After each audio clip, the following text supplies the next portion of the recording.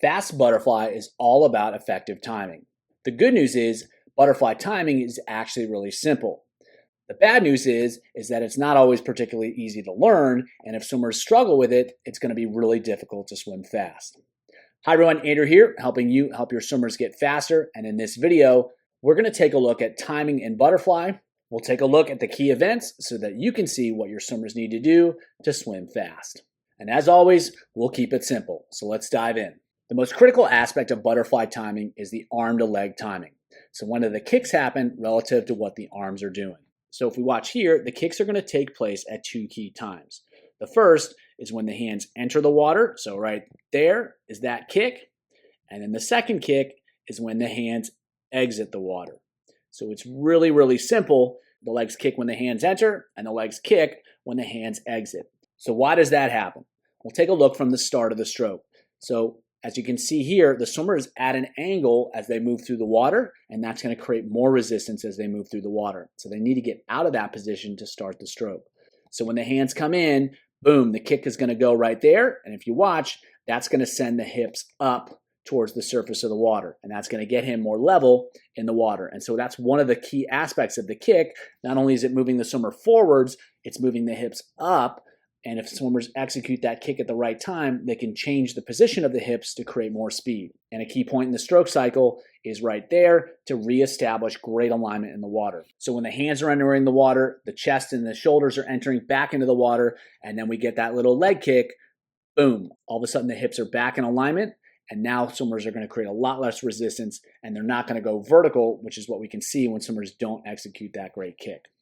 Now, the second kick, it's going to happen when the hands exit the water. Why is that the case? Well, the upper body is going to rise so that the shoulders can be free of the water so that the arms can recover over the water. The problem with that is when the head and the chest go up, the hips are going to go down. And that's going to create a problem because it's going to be much more difficult to recover the arms over the surface of the water. We can solve that problem by kicking, which right there, you can see lifts the hips in the water. Now the hands are at the surface of the water. Now they can be recovered nice and easy. So that's one of the key aspects of the kick is if swimmers don't have a strong second kick or an effective second kick, it's going to be much harder to get the hips up in the water. It's going to be much harder to recover the arms over the surface. That kick also has another benefit in that it creates forward propulsion. At the same time, the arms are creating a lot of propulsion, and so you get a big surge right there. And why that's valuable? Guess what's happening right now? A whole lot of nothing in terms of creating propulsion, and that's while the arms are recovering, while the body's not in a great position, so that's going to really slow swimmers down. And so if they have this big pulse of speed here, that can carry them through until the arms get back into the water and they can create more propulsion. Now we're back to the front of the stroke, and we got to get those hips back into alignment, and there's that second kick. So the kick timing is absolutely critical for fast butterfly swimming because in each case, it gets the hips back up to the surface of the water when they need to be. One time that's in the front of the stroke so that the swimmer can be horizontal, and then the other time's in the back of the stroke so that the hips can be up at the surface so that the swimmers can recover the arms over the surface.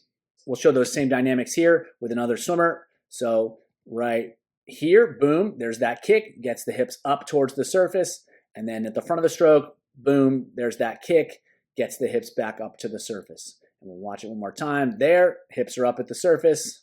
Boom, hips are up at the surface. And so again, that kick timing is really critical to help recover the arms and reestablish horizontal alignment in the front of the stroke. So really simple, not always easy to do, but really, really important for creating speed. Next aspect of timing that we're going to discuss is breath timing.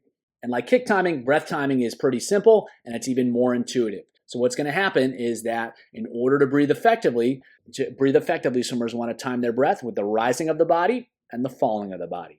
So they're going to start their breathing action as the upper body starts to rise. And you can see his head lifts up there. He's getting ready to breathe. And then he comes up to get that breath. And he can do that when the shoulders are coming up out of the water. So he's lifting his head as the shoulders are coming up out of the water. And then you get that head back down before the shoulders start to come back down, so it's already in place once everything comes back into the water. So breath timing is ultimately simple. He's going to breathe with the rhythm of the body, and then he's going to get his head back down with the rhythm of the body as well. And the more effectively swimmers can do that, they can breathe without disrupting that basic undulation rhythm. So they're just going to tie the breath to that rhythm. The challenges come when the breathing happens late after the body has already risen, or when they start to lift the head well before the body starts to rise. Usually you see late breathing rather than really, really early breathing. And the same thing can happen on returning the breath.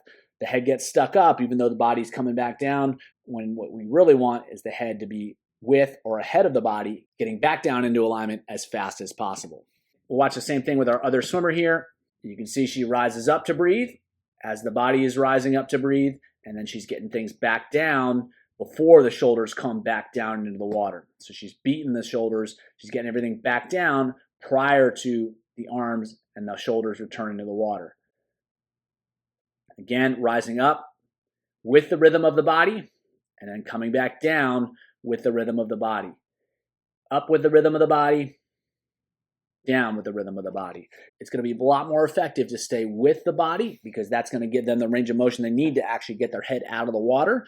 And they want to make sure that they get the head back down with the body so that there's no delay in executing or initiating the next stroke cycle. Last skill we're going to talk about is how swimmers can use undulation to make their pull more effective. So if you notice here, he's going to rise up as he begins to execute his pull, and that's going to create a much more powerful pull than if he tried to stay really level.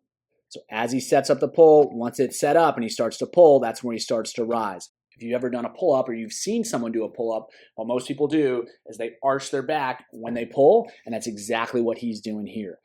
As he begins to pull, he arches his back and then uses that motion to create even more propulsion, more force. And so you can just do that yourself here. If you think about arching there, you're going to feel a stronger contraction, a little bit more powerful contraction.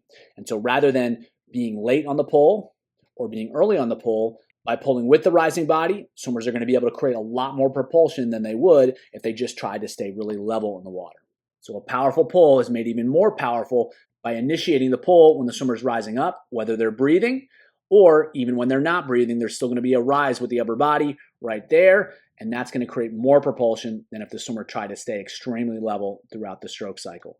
We can watch the same thing with this swimmer. So as she begins to rise up, that's where the pull happens. And then again, as she begins to rise up, that's when the pull happens. It allows swimmers to get more leverage on the water, create more propulsion, and ultimately create more speed. And so it's a timing event too. It's just like the others. It's got to be precise. It's got to be accurate. It's not particularly complicated, but it really makes a big difference in terms of how much propulsion and speed that swimmers create. So going fast in butterfly is simple, although not easy. The leg kick needs to happen when the hands enter the water. When they exit the water, the breath needs to happen with the rise and fall of the body, and the pull is even more effective when it happens with the rise of the body as well. If you want to learn more about the undulation of the body and really fast butterflyers, check out the video below.